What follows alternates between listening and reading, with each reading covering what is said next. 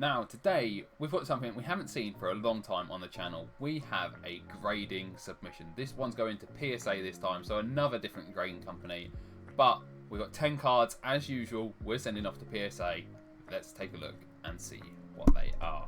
Now before we get into the submission, be sure to hit that like button and subscribe for more Pokemon content. Now let's take a look at the cards. First up is the Gengar V from the high class deck. Now I have graded the VMAX version of this, and I believe I've graded a V version of this as well, because I've got two of them in my high class deck, and I got the Alt Art VMAX in the high class deck as well. So the VMAX is still in its CGC case, and I might get it resubmitted to PSA as a reholder. But Gengar V, first of all, very solid, very clean on the back, and hopefully no scratches on the front. But that is our first submission going off to PSA. There is going to be quite a few cards you may have seen on the channel if you've been a long time viewer. You might have seen some pulls that we've got. There are some interesting cards coming along as well. Our second card for the submission is EV Character Rare from VMAX Climax. Obviously another Japanese card. Bill on the background and EV being mischievous, wrecking all the paperwork there. A lovely card, and very much like the Gengar, a pack fresh card.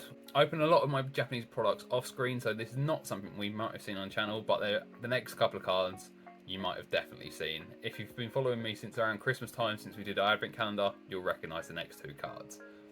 So our next card is Sabrina's Alakazam from the Japanese version of Gym Challenge, and we've got a lovely little half swirl there on the Alakazam.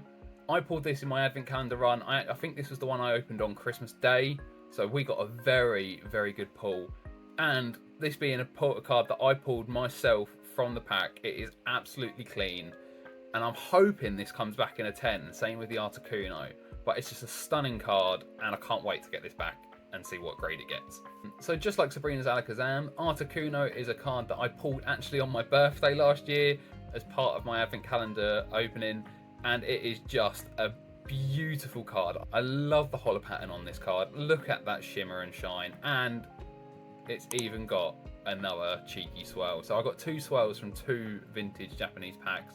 There is a print line on the Articuno. I can't really see it. There's a little bit there, you can see it. There's a print line on the back, so that might mark it down, but other than that, there's no scratches, no dents, no nicks in the corners. So that is a very nice card, and hopefully the print line doesn't let it down too much.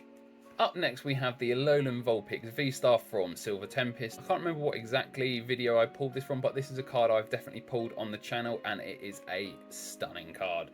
I'm not a big lover of Rainbow Rares, so that is probably partly the reason it's going off to PSA, maybe to sell on in the future, or to even possibly give away as a giveaway prize. So keep an eye out for this when this returns. And then up next we have Dragonite V-Star from the Pokemon Go set. Now this is a card I've also pulled on the channel. I didn't get this in the Dragonite box because I've not opened one of them still. I probably should get round to opening one of them.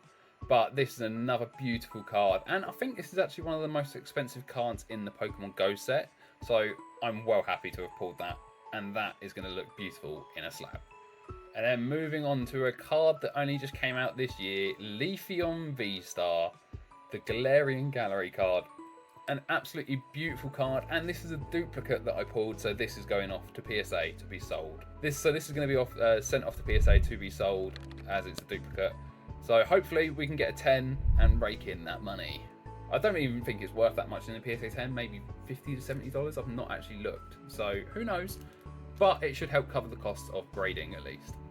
And then we have another duplicate. This is one I actually pulled off camera when I opened a loose pack of Fusion Strike.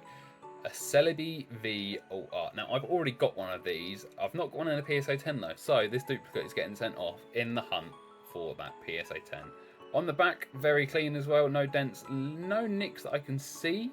So hopefully, fingers crossed, for a pack fresh 10 for the Celebi Alt Art. And our second to last card number 9 that we are getting sent off for submission is this Cosmo Foil Reverse Holo Charmander. Now this does have a print line in the middle that you can see there, but it also has that beautiful swirl on it, which is one of the reasons I'm getting it sent off. These come from the Costco tins that they did with the 5 Cosmofall promos. So I got one of them, and I managed to get a holo. I managed to get the Charmander with the swirl, and our next card also has a swirl on it as well. So we were very, very lucky.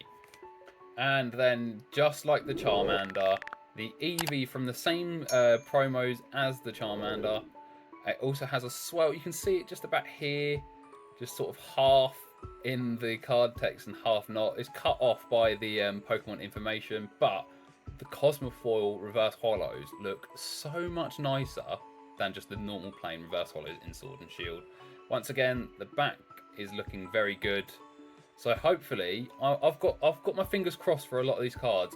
The ones I'm worried about are the ones with print lines, but hopefully we can get a few 10s. So there it is, there's 10 cards. What is your favourite, and what do you think the grades are going to be when these come back? I'm hoping for a few 10s.